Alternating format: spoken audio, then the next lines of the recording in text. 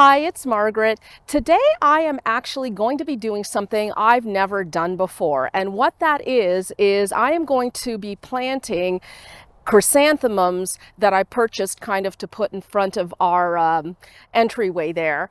And I'm going to be planting them in the ground and trying to overwinter them. Most people buy them, put them out in the fall, and then when they're done, they're done. They just go in the compost. And that's what I've always done in the past as well.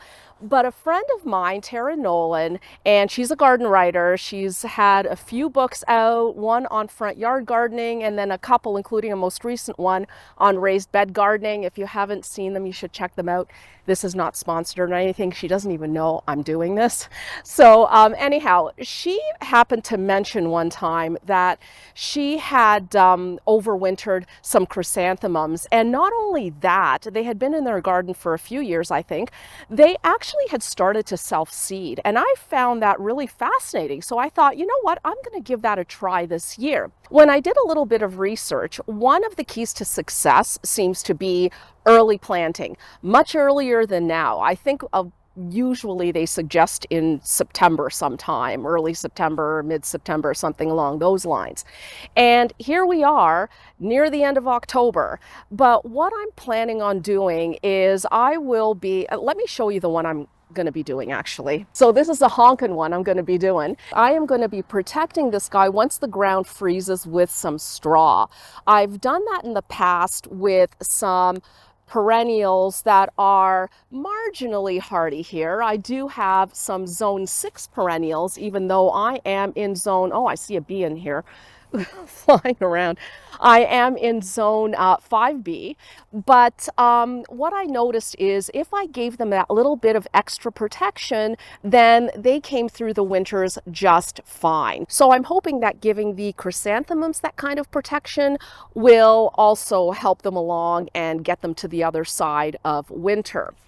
I guess we'll see. This is all an experiment and I love experimenting. So this big guy here, actually, I won at a silent auction we went to. It was kind of combined with a bunch of other stuff. I didn't even realize I was winning it because the bid I put in was actually for some gift certificates, and this kind of was there as decoration. And then when I went to grab the gift certificates, they said, hey, this is part of it as well. So it was awesome because it's been on my front porch ever since. It's been amazing and it's absolutely gorgeous. Let me just show you actually what the Thunderbolt honeysuckle looks like that I protected with straw. And just remember, these are zone 6 perennials. I've had them in my garden for, I would say, 5 years or so.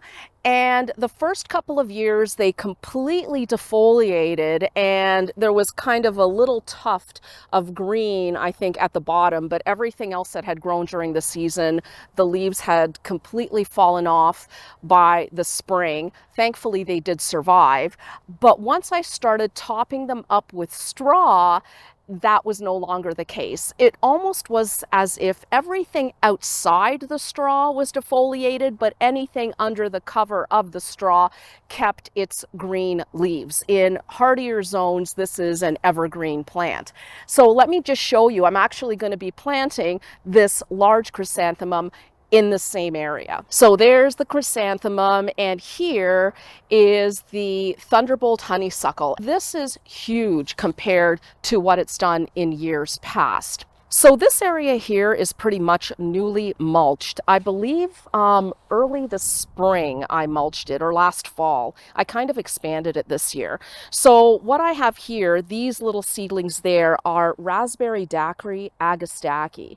And these were grown from seed. They're only teeny tiny now, but I am expecting them obviously to get a lot bigger next year.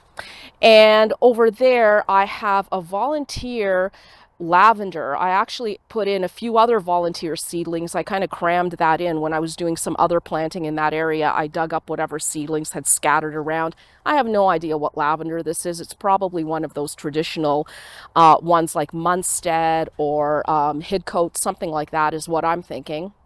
Anyhow, it kind of self-seeds all over the place. So I grouped all the little seedlings. You can kind of see it over here. I grouped those little seedlings. I literally just shoved them in the ground, and I figured if they survived, they did. If they didn't, that's fine too. Obviously, I have not buried the drip yet. I actually haven't even finished the drip in this area yet. So that is still to come. Whether or not it gets done this fall, that's up in the air. Anyhow, I thought that this would look quite lovely here. So let me go grab my shovel and I'm going to get this into the ground. Okay, let's dig our hole.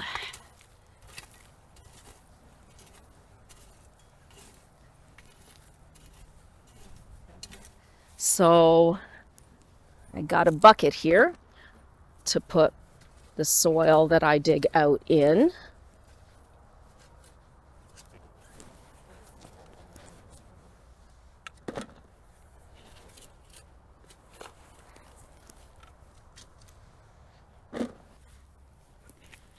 Okay, just gonna, oh, you know what? I think that might be good enough.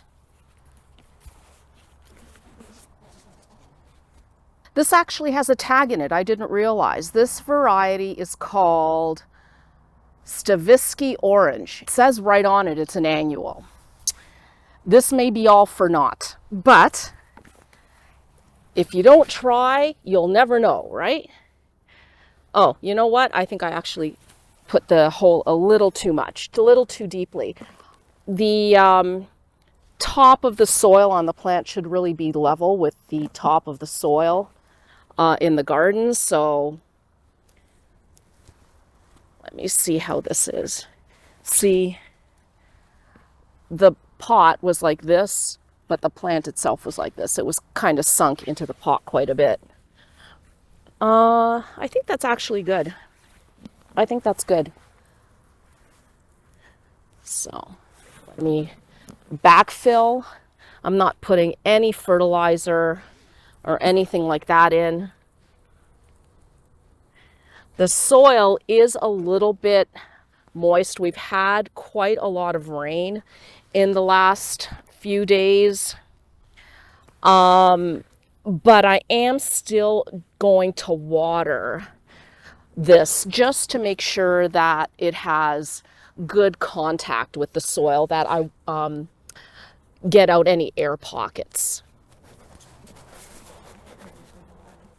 And now I'm just going to push the mulch back.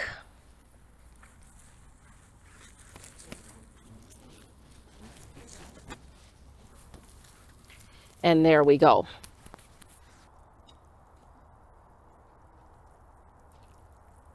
What I really love about this one as well is the really small flowers, the diminutive kind of flowers. I love that on this. I really hope it survives. So I'm basically done, and you can see, yeah. But here I thought I would show you what the dahlias look like now. So yeah, they're looking pretty much kaput. That's it for today. Thanks so much for watching, and we'll see you next time. Bye.